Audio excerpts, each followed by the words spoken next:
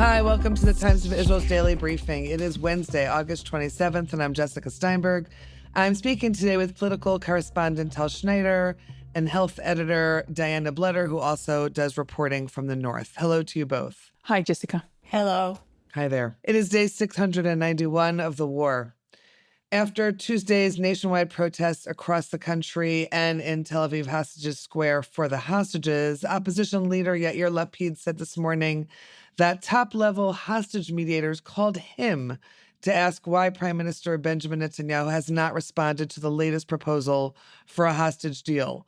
We'll talk about that, about what the hostages' families are saying, and U.S. President Donald Trump's plan to chair a meeting at the White House today regarding the post-war management of Gaza.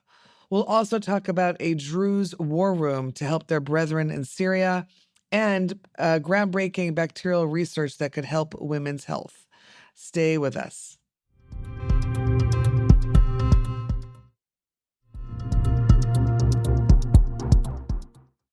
Okay, so Tal, let's get started with you. And let's actually start with President Trump's announcement.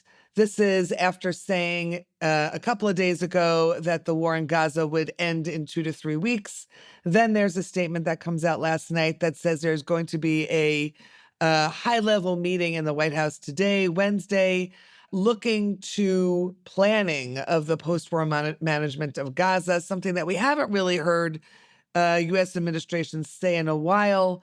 What are you hearing about this? What are people saying? Right, Jessica. So there was, Steve Witkoff, the envoy, gave an interview to Fox News, and he said that the meeting that will be held today, Wednesday, it will reflect President Trump's humanitarian motives. We don't know much about the meeting or the plan, but we do know that former announcements by the president for the evacuation of Gaza didn't go through. I mean, there was some reaction in Israel setting up an administration to do that, and there is like talking points, but I was trying to get some data from the defense ministry about this so-called evacuation or relocation plan inside Israel. And there was only one person who was admitted to that. And, the entire authorities on the subject were in the prime minister office and not in the defense ministry. And there is as much as we know, they did not go further with anything. They don't have where to locate. And the entire, it seems like, kind of a balloon that was. There's no plan. Yeah, that was put out there and nothing concrete that was, no concrete work on that.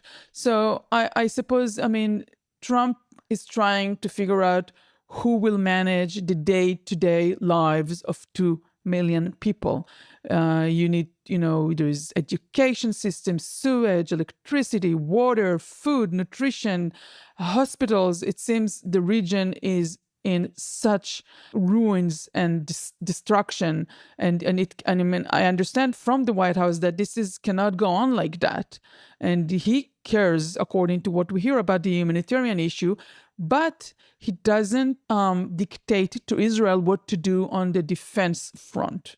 Meaning he allows, as far as we know, this government to proceed with its military plans, and he doesn't try to direct this current government what to do with respect to military and security plans. And for that reason, we are unable to see the light at the end of the tunnel for the Israeli hostages. Because as long as Israel is continuing with war plans, we haven't seen war plans so far in the last 2 years bringing hostages out. The only thing that brought them out was some sort of ceasefire deals. And right now, it seems like the Israeli government is unwilling to go ahead with a ceasefire. Right. Tal, that's what I wanted to ask you. There was a cabinet meeting yesterday. Meanwhile, in Jerusalem, massive protests are taking place outside. Massive protests are taking place in Tel Aviv, trying to push the government toward at least looking at the deal that is on the table. And then, as I mentioned before in the introduction, opposition leader Yair Lapid says that he literally was called by mediators saying, why is it that Netanyahu is not even responding to the deal that is on the table, and that Hamas seems to have come closer to accepting some of the points that are in the deal. So, right, do we, in a sense, I guess my question is, do you think that Netanyahu was waiting for Trump to put together a meeting like this and to say, which is in essence saying, I'm not going to push you to do anything militarily in Gaza, but I will try to take care of things from my end? So the situation is complicated, and I don't want to presume to know all the details, because obviously we don't know what's going on behind closed doors in the Security Cabinet meeting. We do know from reports that the Security Cabinet met last night, but there was no concrete debate on the partial ceasefire that Hamas said it agreed to. So let me just go back a little bit. Israel, up until about a month ago, Israel kept talking about partial ceasefires, but then about a month ago or so, the Netanyahu, after Steve Witkoff visit in the region, Netanyahu changed the program and said, we are now talking about a complete deal, not a phased one anymore. And this is, probably came from the White House, but from Netanyahu together, and they're both on the same page on that. They are, the White House totally backing Netanyahu on that, and Netanyahu is backing the White House, saying no phase deals anymore. So right now the situation is the Egyptians mainly, and also the Qatari, they managed to bring Hamas back to the table, agreeing to a partial deal, while Israel says we are not looking for partial deals anymore. We're only looking for a comprehensive deal. So the situation at the moment is, apparently last night at the cabinet, they keep on saying, since the Hamas, it doesn't meet our demands for a whole deal, we are not even putting this on the table to discuss it, because there's nothing to discuss. If that makes sense to you, it's very, very complicated. Obviously, the terms for a comprehensive deals are, very hard to obtain. A complete demilitarization of the Gaza Strip, a full security grip of Israel, and so on and so forth. The details they're in general terms, but they're very hard to achieve. So, it may take, I don't know how long, maybe years, in order to get a complete demilitarization of Gaza. And during that time, those 20 hostages, they cannot survive the conditions. And so and this is the reason you see so many people out on the streets last night, as you correctly mentioned. There was large crowds that filled Tel Aviv Hostage Square, but also during the day, we had so many, those not small, but, community demonstrations along main roads and high intersections and bridges, and not a complete stop of Israel, but, a lot of activity during the day. And I think some of us were even surprised that so many people showed up last night, because we all know there was like around 350,000 people last Sunday. So like 10 days ago, there was like, huge amount of people in Tel Aviv for the rally. I was there. I've never seen such a huge crowd. And I thought, this is the end of August. People are, with the kids at their homes, with no school and so on. And yet the amount of the people that showed up last night was very, very impressive. Tens of thousands that showed up again for another. So you do see a lot of activity on the street, but the government is taking its own phase and its own, they're doing something differently. They're saying, basically they're saying, we will negotiate under fire only. We will keep on going with the Gaza city of Gaza plans to take over the city. They're trying to avoid the word conquer, but security on a grip on the city. It will take a lot of time, because they need to evacuate lots of people, and then military plans, and the recruiting of the reservists only starts in a week from now, and then you have to train them. It's not something that can happen tomorrow morning. So it takes a lot of time. And then in the meantime, we have such a huge suffering from civilians on the other side, civilian in Gaza. We have in the military, the reservists on the Israeli side. And for the Israeli public, on top of everything, you have the 20 hostages. So no end in sight. I'm sorry. Yep. That's what we're left with for the moment. Thanks, Tal.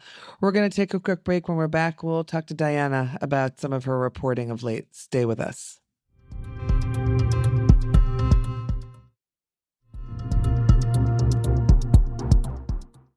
Okay.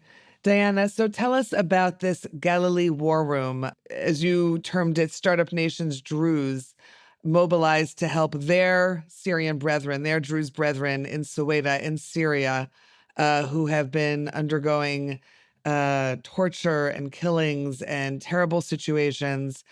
And they're trying to help find a way out of it because the geographic proximity is really quite close.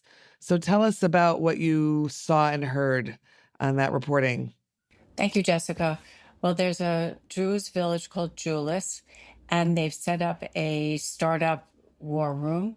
There are doctors there trying to set up an app so that doctors in Suwaida, as you said, in Syria, can order medicines, and they're still surrounded. The Druze villages there. From people have told me that they're still waiting to get out the wounded and bury their dead. There's still not enough food there, and the forces are still infiltrating the villages at night. So it's still, even though we don't hear about it, they still ask, "Where's Al Jazeera? Where are reporters to cover this story that is not getting any attention?" Right. You're not seeing it as much in the Hebrew media either. But tell me how they're actually in touch with their relatives, with the people that they know in Syria. Are they on WhatsApp? Are they text messaging? Are they calling? What is the nature of the communication that they have? Well, it's mostly WhatsApp, but now they've set up this app. For example, in the past, the doctors in Syria were taking photos of handwritten prescriptions and they couldn't always read their handwriting. So now they've set up an app so that doctors can order their food. There's a woman there who's in charge of the medical supplies and all the food, and they're trying to get that to them right now. And the medical supplies and the food come from within Israel, I assume. Come from Israel. They said that they've received donations from Jews, Christians, Muslims, and other Druze, and they feel like the Druze in Israel are the only people really who are helping them right now, and the Israeli government. So could you talk a little bit more about that? It's obviously very interesting to read about a war room of Druze helping Druze, given that it really mirrors a lot of what's been happening here for the last 2 years, especially after October 7th. It was volunteers, as we all know, who really came together and created a lot of the systems and put systems in place to help the evacuees, to help the hostages' families. Tell me a little bit about who these people are that they said, okay, we're going to do the same kind of thing, but for our brethren on a different side of the border. That's a good question. Well, the Druze are a very close-knit group. They're about 1 million worldwide. And in Syria, they're about 780,000, and in Israel, about 150,000. And they're all volunteers who go there to the community center. It's usually used for weddings and conferences. There's chandeliers, and it's been It looks like a party space. yes, but there's still Druze delicacies and coffee, endless coffees, and these people, they've left their jobs to help their brethren in Syria, and they set up screens. I can't go into details, but there are also people who did serve in the Israel Defense Forces who are using their knowledge also to help the Druze in Syria. And their plan is to continue this as long as it's needed. Do they have a sense of the timeline? As long as it's needed. Unfortunately, it's continuing. So we just have to keep track of what's going on there. Okay. Okay, let's turn to the other side of your coverage, which is health and science. And you have a story about Hebrew University scientists who created the, quote, microcolony sequence tool for targeting antibiotics and vaccines, and really a boon for women's public health. Could you tell us a little bit about the research and what they are looking to really resolve or solve here? Well, not only women's health, but also staph infections that are almost impossible to control. And even when people are on antibiotics, this method will now help researchers to target a whole colony of bacteria, not just one bacteria. As when you take antibiotics, you might have, it might target one specific bacteria, but now this is a way to see that there are other bacteria that might be in play and causing trouble. So it's a novel technique, and it might help with urinary tract infections as well. And they've been working on it for years. Tell us a little bit about the backstory, if you wouldn't mind.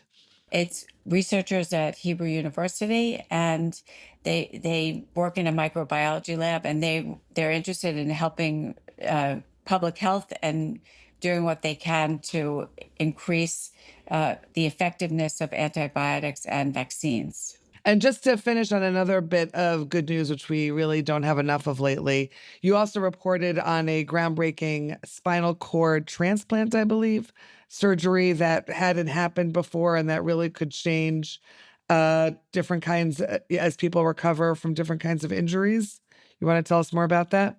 Yes, this is really exciting research. The researchers were able to develop spinal cord tissue that they are about to transplant into a patient in Israel. And what the main researcher said will enable people to get out of their wheelchairs and walk again. So it's very exciting. It's a way to cure paralysis. All kinds, in other words, across the board, or specific kinds of paralysis to start with, I would imagine. Well, this is a spinal cord transplant, so it'll be for spinal cord injuries, but it's really amazing. And if it works, it will help millions of people who've suffered from car accidents, war injuries. So it's really exciting. Right, which is something that we've certainly seen a lot of lately. All right, that is some good news. So thank you for that, Diana. Okay, I think we're going to close out this daily briefing. Thank you, Tal, and thank you, Diana, for being with me today. It's been good to have you here. Thank you, Jessica. Thank you, Jessica. And thanks to you for listening to the Times Visual's Daily Briefing. We'll be back again tomorrow with another installment. This episode is produced by the Podwaves. Any comments you have, you can always email us, podcast@timesvisual.com, and you can find us and recommend us and rate us wherever you find your podcasts. Until next time, take care, be well, have yourselves a good day.